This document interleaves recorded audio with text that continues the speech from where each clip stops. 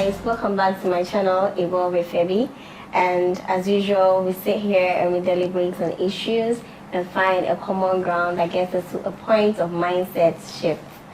It's the month of March, and here in Ghana, we consider March the Ghana month because we get to celebrate our Independence Day and also get in touch with our cultural practices. So with me today is two special guests. All right, and then I'm going to allow them to introduce themselves. Then we get to the topic of discussion and still through. So, all right, so my name is Roland Tete. Thank you so much for having me on this show. Welcome, Roland. And my name is Esina Msusudis, and it's actually cool to be here today. Yeah, it's good to have you too, Esina. So, you know, with the Ghanaian culture, we have inherited so many beautiful things. We inherited the food, the clothing, fabrics, names, and a whole lot. So I'm going to test you guys on two things before I introduce the topic for today. Alright. You've heard about proverbs, right? Yeah. How well do you know our proverbs? Our Ghanaian proverbs. Small. Okay. One proverb you think has shaped you one way or the other. Chidinim dawa mbonche. Chidinim dawa mbonche. What does that mean? I mean, translate. Truth is one. You don't have to go dilly-dallying around it. Say it as it is. And then you move on. But do we always have to say it as it is? Because sometimes, you know, truth can really hurt. It can be brutal.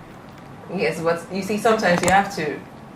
There are so many factors that come into play when you're trying to say it as it is. Look at the relationship you have with the person, you look at the environment, and you look at the timing as well. So sometimes you can even look at the person's mood. Okay. You can choose to say it as it is, but based on these factors, you get to know how to do it. So that's what I think. I can realize your... Yeah. So my proverb is actually not in the local dialect. It's in English actually. Okay, let me try to say it in Chi. They say it if I call Ocha line or name send it Chia. Ocha line. I don't know whether it's line or what. Ocha san. Yeah.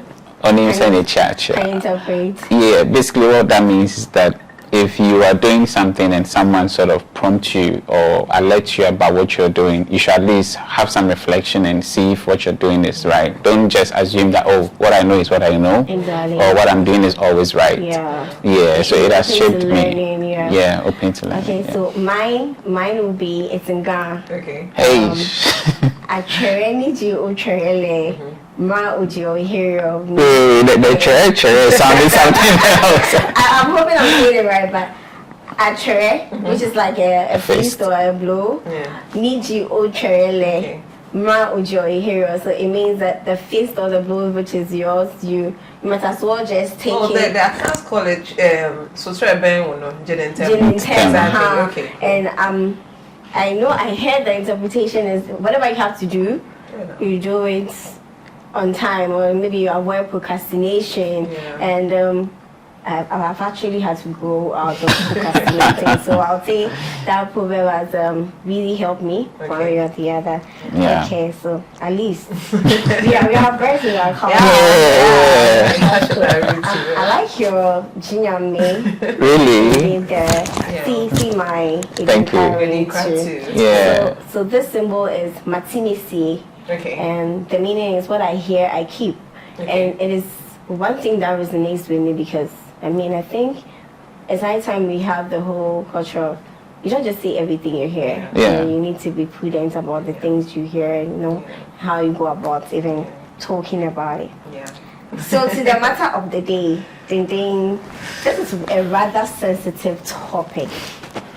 Personally, I think it's sensitive because it's a topic where if you don't treat it well, you are likely going to trigger issues. Backlash, actually.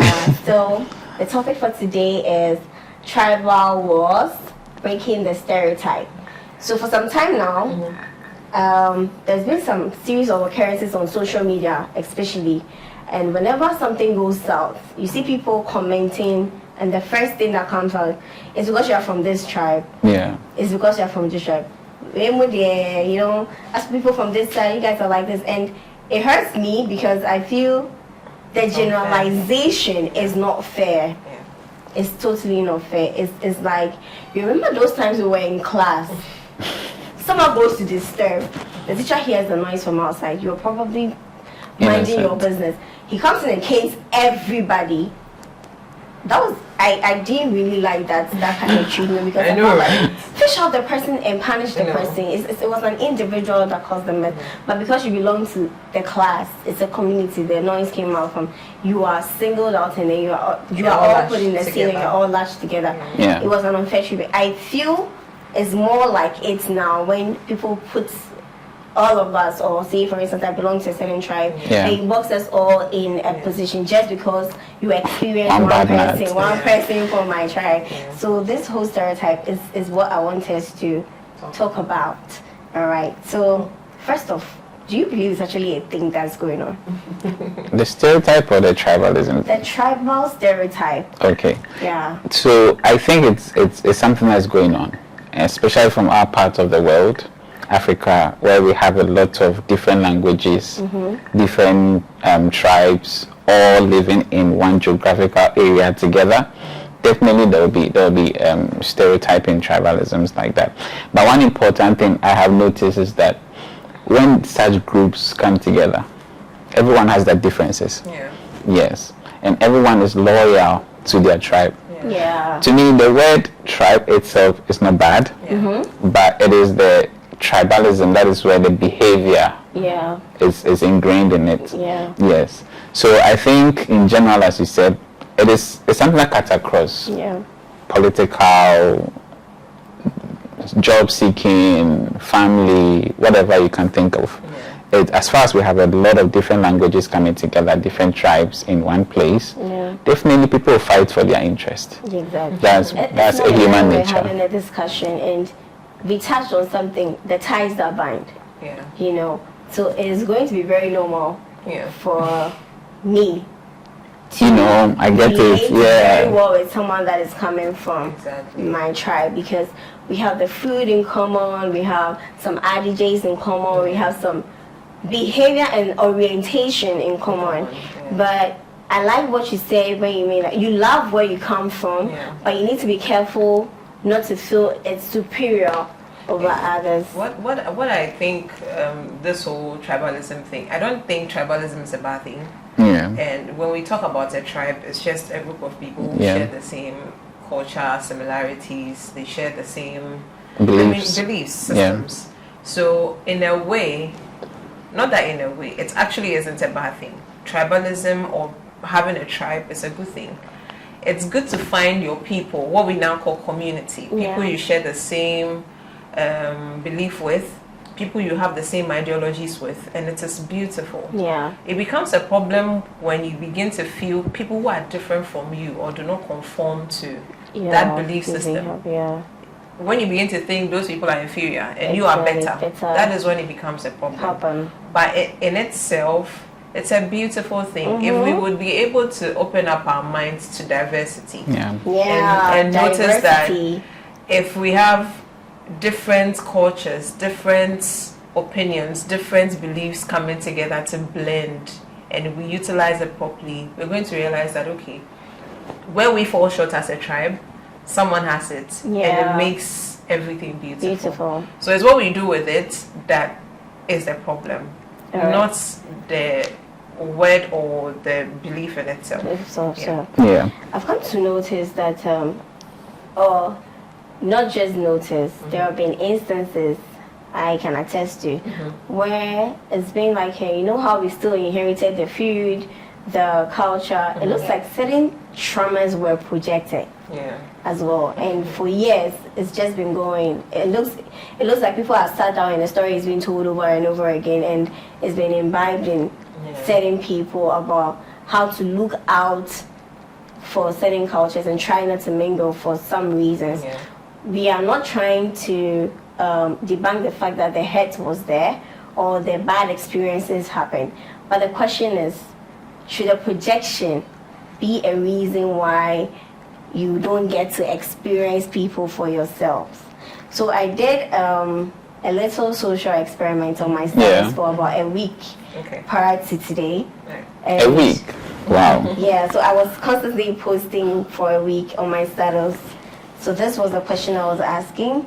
I asked if you have ever experienced any form of discrimination because of your tribe. Okay. You'd be surprised. What are they saying? There are some who only come and say, hey, this matter, and then they leave it. And then, I'm curious. I want to hear what they want to talk about. And one person said, Charlie Phelps, I'm even embarrassed to talk about it because then it feels like it's in my head. Because I don't want to believe it actually happened. Okay. And whoever I tell the story to makes me feel I'm over exaggerating the situation. But it happened, and I know it happened to me. And at the end of the day, I feel it's not. If people try to belittle how you felt about it, it's not fair. Exactly. Because it's an experience that happened to had. you. So it's okay if the person expresses how it made them feel. Alright, so I'm going to read a few. Some people actually gave me the permission, thank you, to use their experiences for this video. So, this person says, so she started, this matter, and I'm like, do you have something you want to share? She's like, yes, so thinking back, I laugh, but it's very serious. And I'm like, I'm curious. So my boyfriend took me to see his family, and his mom won't even see my face because I'm Ewe. Sorry. Whoa. Hey, the woman didn't want to see me, talk less, get to know me. Yeah. So I'm like, you're kidding. She's like, no, I've heard about tribalism, but had never experienced it. It completely broke me, made me feel less of a woman or human. It took a while to come out of it. But yeah, again, she said, it really broke me. And this guy listened to his mother. Of course, he listened to his mother. He's his mother. That's his mother. And so I decided to just probe, and I'm like, how long did you guys date? And she said it was a 2.5 years period. So now my question in my mind was, did this guy already know about this whole feeling towards the said tribe from his family? And then could he have avoided falling in love? I mean, you don't tell your heart who to love, I think. So, but I'm sorry you had to go through that, and I hope love finds you again. All right. So there's another person. But can I make a comment on Sure. the first one you just spoke about?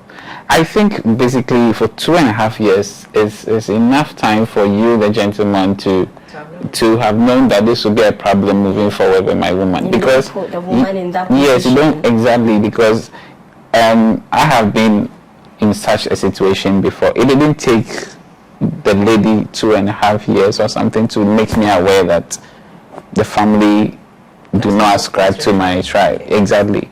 So it was tough because, when love is starting and growing, yes, emotions are heavily involved, and it was easier to get over it because it came early.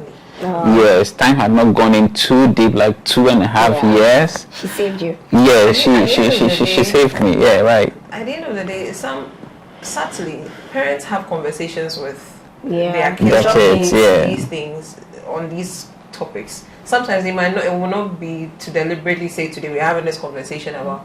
It might just be random. Hey, now I've not seen your girl. Or who's your girl? No, we're bringing this person up. So when they do that, you get to know that, okay, if I should perchance bring someone from this tribe, this is the reaction I'm expected. If you think it's something that would bother you, you should ask about, mommy, why? And then when they try to explain it to you, you can also share certain experiences, but not all of them. The more you probe, the more you get answers, and you realize that even whilst you've brought out important questions, to even let them open up their minds, these people do not want to open their minds. So then you know that regardless what I do, if I bring this person, based on this conversation, they're not going to accept it. Yeah. Until you do that, you keep hurting people's kids, even though it's not deliberate. Yeah. You've already done that. Sometimes we have to pay attention to the comments our parents make. Sometimes it might be in relation to a neighbor's marriage, a family member's marriage, and subtly, then you put it in your head that, okay, this is what they think. Yeah. You can, if you feel it bothers you, talk about it and also. Yeah, I'm trying to think about a good reason why the gentleman in the story decided to go ahead, because yes, because in my case too, you feel over time they've probably gone over exactly. So yeah, let me just wait. Maybe by this time she's better. She's feeling okay That's about the whole if thing. you are lucky. Yes. People hardly change their minds when it comes to these things, especially when they've experienced it. It's very difficult if it's just a single parent. Yeah. Wow. Yes, even much more difficult to convince a single parent. A friend of mine, Obaifia, decided to take this to X. So when she took it there, we got a lot of comments, but I'm going to read one particular one. But I'm going to censor some of the words because they are very harsh. So the guy says, my mom was a queen in Aguna Stranger. I told my potential girlfriend this, who related to her mother. In my presence, her mother said, I don't want to say what the mother said, but it wasn't good. Yeah. In her defense, her eldest daughter married someone from that tribe. The relationship never began. And I'm censoring this comment because it was a harsh comment. Yeah. I'm pretty sure this did something to this gentleman. Like, nobody has to. You can't be paying for a sin you didn't even know was committed. Yeah. It's not fair. It's not fair on it. There is one particular one that really got to me that I love, but that will be the last comment. So I'm going to read this one. This gentleman says, "Tell me why I have my money."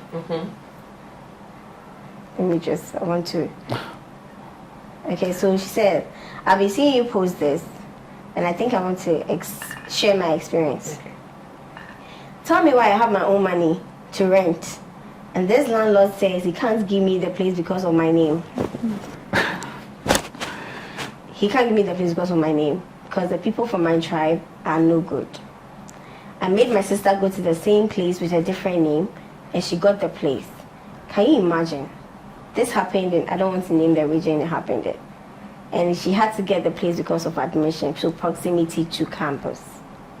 And I'm like, oh no, like, it's not fair. Even a roof over your head, it's not for free. Yeah. You have the money because of your name's sake, God.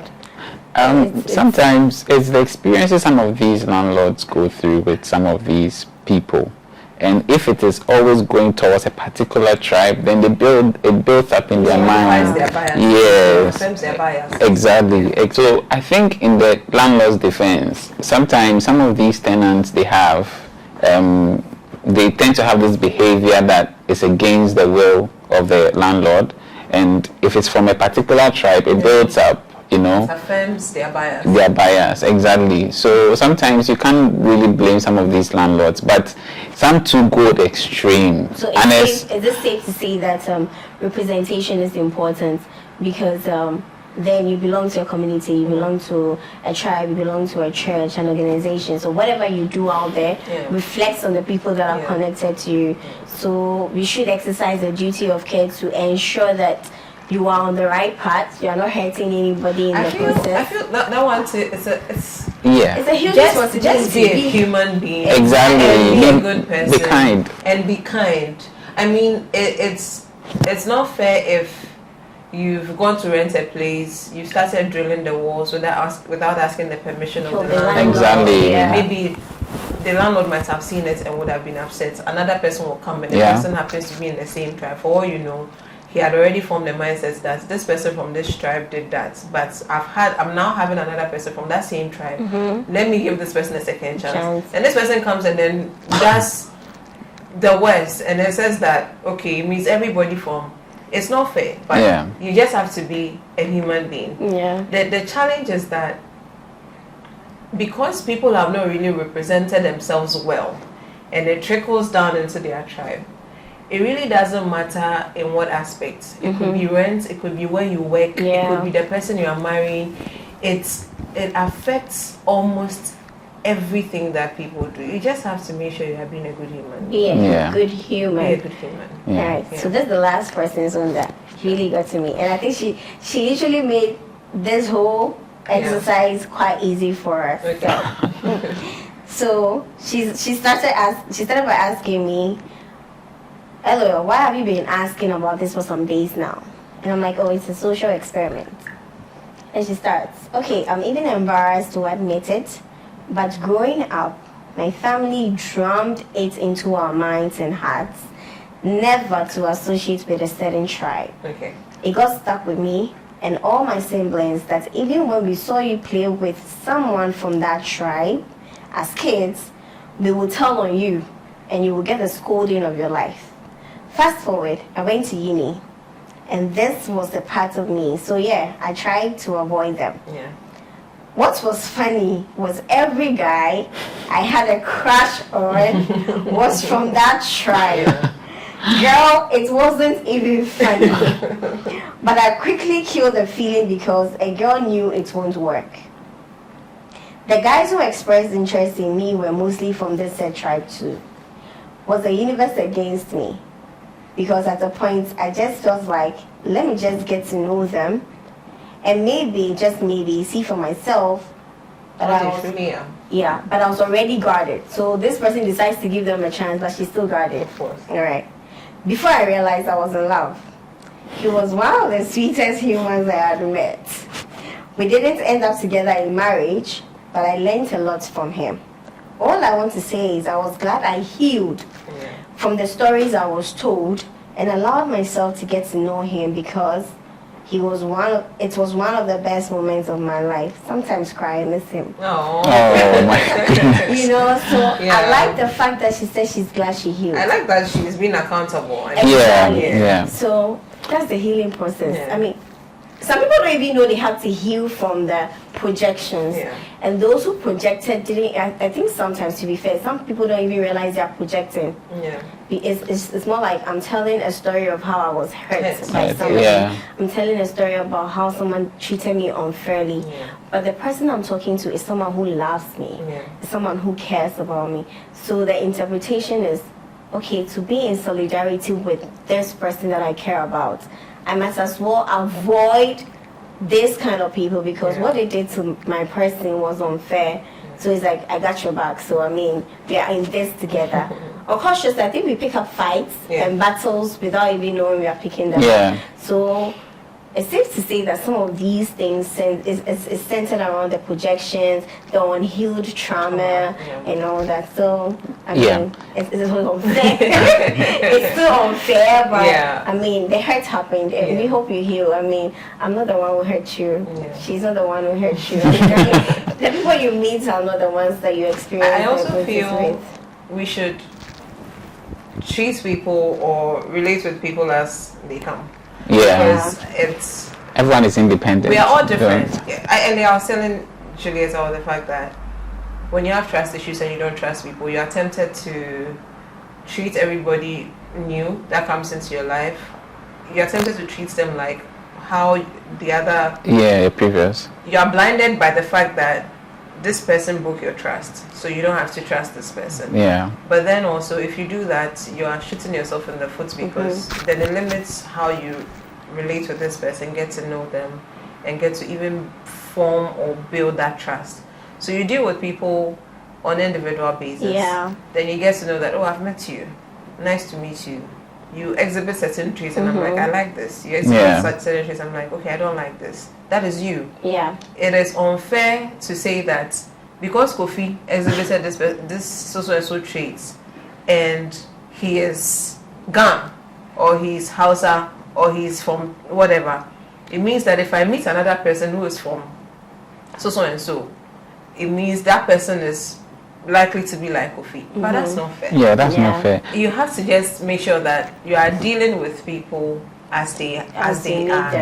It's difficult to draw the line, and what makes it worse, especially in terms of marriage, is the fact that you as the person, of course, you've learnt this person. You've wanted to know this person for yourself. That's why you're choosing this person. But you don't marry alone. Your family, your family now has told you that stay away from this tribe. They don't see what you see. They don't feel what you feel. I think that's very difficult. That's the tricky part. That's the part where they wouldn't see, our guardians, our parents wouldn't see what we see. or what the individuals that want to be together see, because they are still traumatized by whatever that they've experienced in the past, and what they've told themselves is something they wrote on the wall and it has never wiped off. You understand? Yes. So it is something that is ingrained in their mind. It's part of their soul. That's the way they think. The moment you mention that the name of that tribe, that thing pops up in their mind. So it's very difficult. And for someone to just give birth, it's just biological that the child will equally have that kind of mindset. But I think you said something earlier in our discussions before the shoot about we learn and unlearn certain things. Yes. So I think it's an opportunity for you to, as you said, as a solution to this, treat everyone individually as they come across. Diversity is beautiful. I mean, a lot of people do not see that, but it is. Because you enter an organization or a workplace, and then you realize that, okay, this person has a background in this, has a background in that, has a background. This person is really good when it comes to, this person has these skills. I'm just using an organization as an example. And then you realize that based on the tiny, tiny qualities each person has, regardless of their background, when they come together, it forms something beautiful.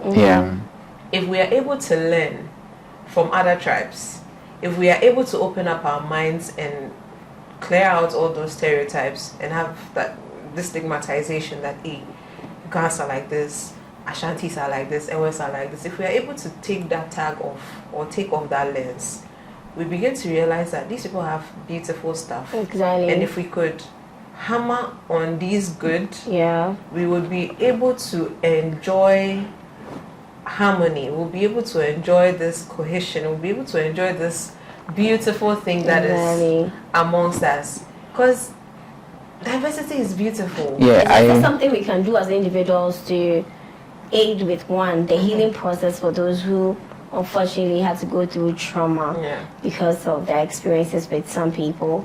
And then also, you know, there is a condition for some people who have constantly felt being discriminated against.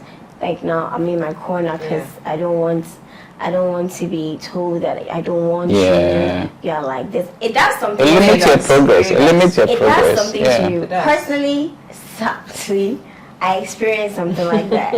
And you want to share? Yeah, share with us. I think I have to. You have to. All right, so there's this person I was talking to. Okay. And then there's a time he overheard me on phone speaking Ghana with my mother. And then he goes like, oh, you can speak Ghana. And I'm like, I can't speak Ghana because I'm half Ghana, you know. I think he was assuming I learned the language because I'm half Ethiopian and half Ghana. And I'm like, no, I'm Ghana. My mom is Ghana. And the words just came out of his mouth. Then we can't be together. And in my mind, I'm like, baby, like, I couldn't believe my ears because this is. Well, he said it on a playful note, but I'm thinking you took it quite personal. Okay, so he didn't mean it. Yeah. So I'm assuming things. It's in my head. No, I mean maybe with time you can try to see if his words are justified. So it took just a minute issue for this person to just confirm what he was saying. And then after weeks, he came back to explain to me that, like you said, parents drop hints, you know, that so he had picked the hints, and so he says it's not going to be fair that he starts something exactly, and then it's just like a blind man saying I'll throw stone at you. His feet is actually on a stone, something. So he knew what he wanted to say. To be fair, I think he was fair with me. At least he was very honest. But you see, but it sucks that you couldn't be together because of that. Yes. That's the painful part. It's painful that it's something you guys could have weathered together. All it took to end this relationship was, you see, I'm sorry, I feel when we judge, there are certain things that we can't judge people on. Yeah. And it's extremely unfair. Things that people do not have control over. If you judge them on that, it tells me that we don't choose where we are born into. Because you don't choose your tribe, you don't choose your gender, you don't choose the race, the family you are born. You don't choose it. I mean, Exactly. it's not something you have control I over. couldn't have known But- where I was going to be Exactly. born into. But this whole thing is now one-sided because now you are feeling for the recipients, the person receiving it. What about the person also? Don't you think it's quite difficult for the person to also come out and say that because the person is oriented from a family? Before you even, Well, before you even get you to have that a point, point. I feel before you get to that point, Alvin Toffler said something that the 21st century, the illiterate of the 21st century will not be the one that does not know how to read and write. The illiterate of the 21st century is the one that cannot learn, Learn and relearn. Relearn.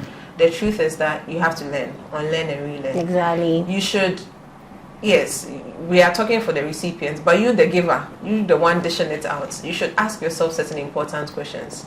Some don't get Did I opportunity. make myself an Ewe? Did I make myself a Gan? Did I make myself a Fanti? No. Okay, so for me, I like that there's tribalism. Let me finish what I'm saying. I like that there's tribalism. I like that there is sort of separation. I like the fact that people will say that, oh, you're from a tribe that you people can fly in the night. I like the tribe that people say people are very loud. You guys are from Nigeria or some sort of. I like the fact that people will talk about your tribe and they say you cry, you don't speak good English. Like you understand? It's all fun and Yes. It's so fun. Exactly. It's all yes. That is my point. That is my point. So that diversity in there, to me, it still builds unity. It gives us a sense of identity. Do you understand? So tribalism itself has its good side if you look at it. But as you both said, until this fun and games is over and now that it's really affecting your life. for your lives, that is where When I it was in gets JHS, serious. we had two guys in my class. One is Ashanti, one is Ga. And their friendship was beautiful because one, the Ga will call the Ashanti hell. And then Ashanti will call the Ga H. So it became a nickname H, hell. So the Ashanti was saying the Ga can't say stuff without ignoring the H, like house. Yeah. And it became a thing between the two of them. And then the Ashanti was like, no, the Gantu was like, well, you can't say Accra, you say Accra, you can't say Silver, you know. And it was all fun. It's another way of people bonding. But you see, it becomes a problem when you weaponize it to take from the person. You understand? It's like you said, it's beautiful. The fact that you get to do something different. It's nice. We're like not the same. I go to Kumasi and I boring. see. I know. Yes, You go it to is Kumasi, you are boring. seeing the fufu joints. You go there and you're like, oh my god, thank God for fufu. Yeah. Another person goes to the hotel and is like, oh god, thank you for Bangkok. Cool. You go to the north and you're like, oh wow, they have chinkafa. They watch. Oh, this is nice. You see, it binds us. It puts us together as a community, as a I think that is where we should project That's more. what we project. But when people begin to put their emotions into it, and because of how someone made them feel, they use it as a weapon to limit others, to prevent them from getting certain opportunities. That's when it becomes a very, very big problem. I didn't choose to be where I am. Yeah. So I don't understand why I should be made to feel bad about it. It does a lot. See, we don't see the effects, but mentally people now question their validity, they question their worth, their self-worth especially.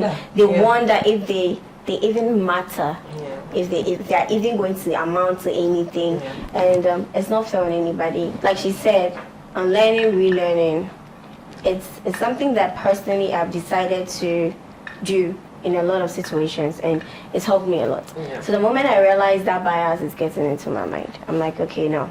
There you go. Hasty generalization is not fair on anybody. So it's important to try and deal with people individually. It's a character thing. The person did that because of whatever they may be going through, and to handle it as an individual. And then we all have heard comments, or there are comments that people pass that are not genuinely true. Because I mean, I could talk about my tribe and I could talk about some of the things I have heard, and then I go up, I'm like, it's not even true. You understand? And you probably will go to do a survey and realize that we have guns that are pilots. Yeah.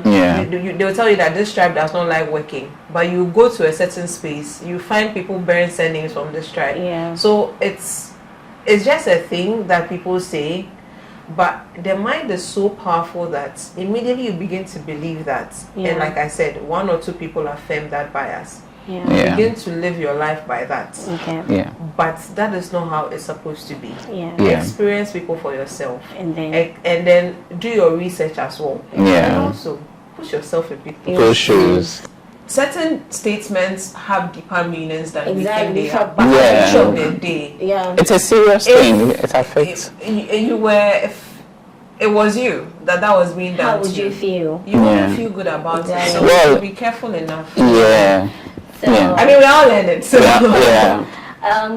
unfortunately we'll have to wrap up the That's okay. video. Oh, so soon. Yes, because I had a lot to say. Yes. I had a lot to say, but it's fine. That's to the I think end I did of my the video. research. So, I hope you have learned a lot. I have today. I've really learned a lot. So Yeah. my take home, 3 things: unlearn and relearn. Experience people for yourself. I mean, and if you can aid someone to heal from a certain projected trauma, please do.